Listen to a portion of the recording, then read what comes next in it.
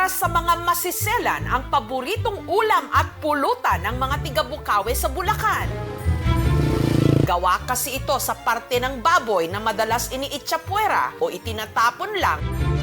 Ang pangalan, medyo nakaka-eskandalo. Ang sinuso ng baboy. Ito ang sinuso o mammary gland ng baboy na paborito nilang iprito na parang liempo.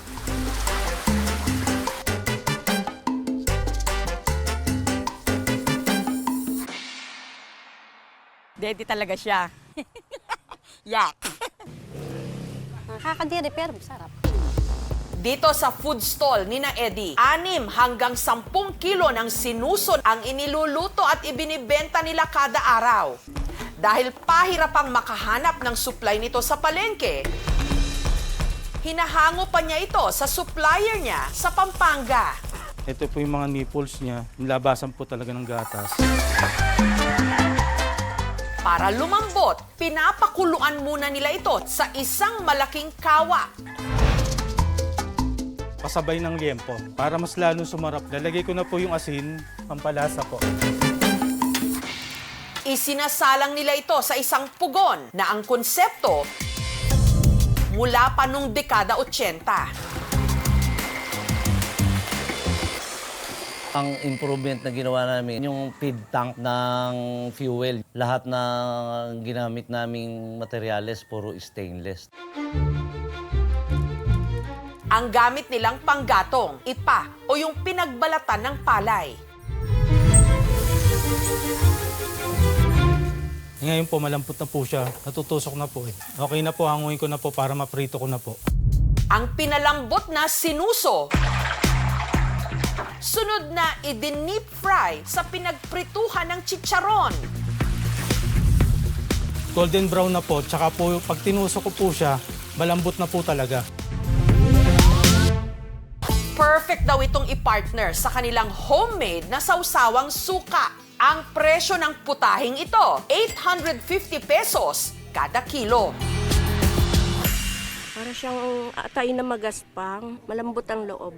Dibdiban man ngayon ang labanan ng mga nagbebenta ng piniritong sinuso ng baboy sa kanilang bayan, kumpiyansa naman si Eddie na angat ang kanilang luto. Na recipe pa raw ng kanyang tiyo Francisco. Dati kasi magta-tricycle ako. Ngayon, yung misis ko, beautician. Nung mapangasawa ko siya, naisip na magtayo ng liempuhan. Yung mga sinuso, tinatapon lang yan. Naisipan ko, magluto. Talaga perito lang yan eh. Bakit? Nagustuhan ng mga tao. Pero taong 2014, ang misis ni Francisco na si Mameng namatay dahil sa sakit sa atay. Yung tindera ko, siya nagtuloy ng pagluluto. Hindi kami magkasundo. Pinatigil ko na yung pagluluto. 10 taon ko na siya ini-encourage na ibalik itong hanap buhay na to. Hindi ko siya mapilit na ibalik. Hindi na kaya ng katawan ko. Yung puhunan, nawala.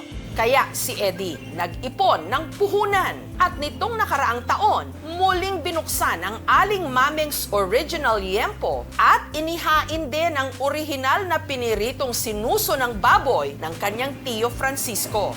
Pinut up namin para ituloy namin yung legacy.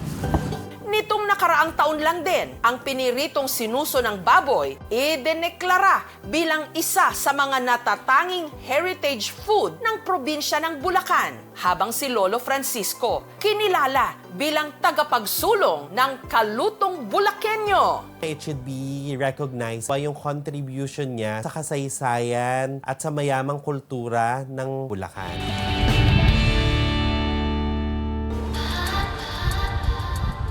Ngayong malamig ang panahon, isa sa pampainit ng katawan ang paghigop ng mainit at malasang sabaw.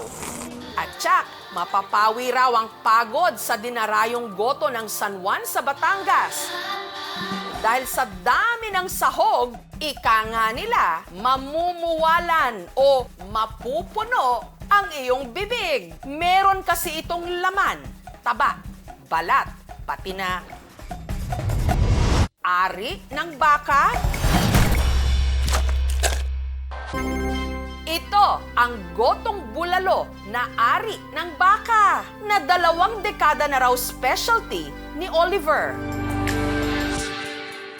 Ang Gotong Maynila ay may lahok silang lugaw. Ito naman Gotong Batangas, puro laman ng baka.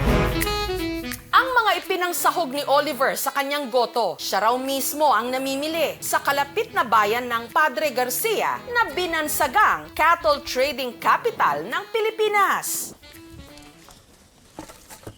Madaling araw pa lang, abala na sa kusina ni na Oliver. Ayos na ayos yan. Wala yung dulas, wala yung amoy. Ang batinbol niya hindi nababa ng 6 na kilo. Pag puro batinbol lang ang ating ilalagay, hindi itong lalasa yan. Minsan nilalahokan din natin ng mga ribs at saka balat, saka laman loob. Itong sinala natin at suwete, lalagyan natin ng asin para kumulay at pampalis ng anggop. Si Oliver, pinapatungan din ng kahoy ang takip ng kaldero. Mas mabilis lumambot ang karne pagka ganito may dagan. Humigit kumulang sa 4 na oras ang proseso ng pagpapalambot. Ang gamit naman niyang gatong, kakawate o madre de cacao. Dahil yung aroma ng kahoy ay nakakapagpasarap din sa isang niluluto, lalo na sa goto.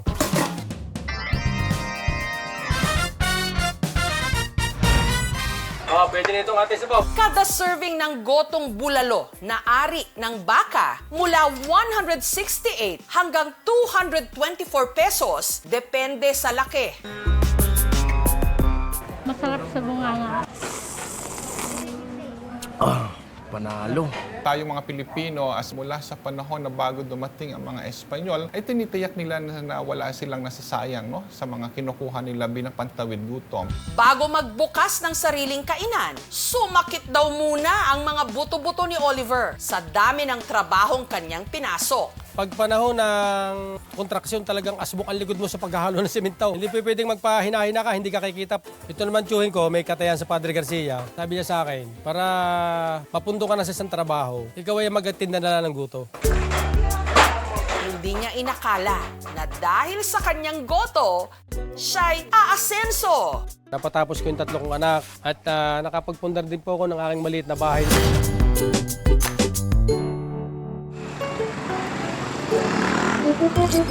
Ang tanong naman ni Pasita sa mga parokyano sa kanyang kainan sa Pateros, how do you like your eggs? At isa lang daw kanilang isinasagot. Adobong itlogan. Ang kanya kasing specialty, hindi lang gawa sa itlog ng itik, pati na sa matres nito. Ito ang adobong matres at itlog na itik o kung kanilang tawagin, adobong itlogan. Ang mga itlog ng itik na inaadobo ni Pasita, yun pang mga premature o nakukuha pa sa matres ng itik. Ito yung matres, then ito yung mga pondo niyang itlog. Pero dahil hindi lahat ng itik may itlogan, mabusising kinakapa ang kakataying itik ng supplier ni Pasita na si Elmer. Yung makakapa mo kasi na matigas yung pinaka-puwitan niya. Understood na yun na may itlog siya sa loob. Si Pasita, dating tindera ng karne. Talagang hindi sapat yung kinikita ko. Lalo na pag magtutuition, bayaran ng bills. Hanggang nagtayo nga siya ng kainan, kasabay ng pagbenta ni Pasita ng adobong itlogan, ang pangingitlog din daw ng swerte. Nakabili ko ng 3 sasakyan, motor, at saka nakabili rin ako ng mga lote. Para matanggal ang lansa, nilalamas nila ito sa suka at asin. At saka ito pinakuluan. Lalagay na natin tong mga matris ng itik. Yung bawang ang sikreto para mawala ang lansa.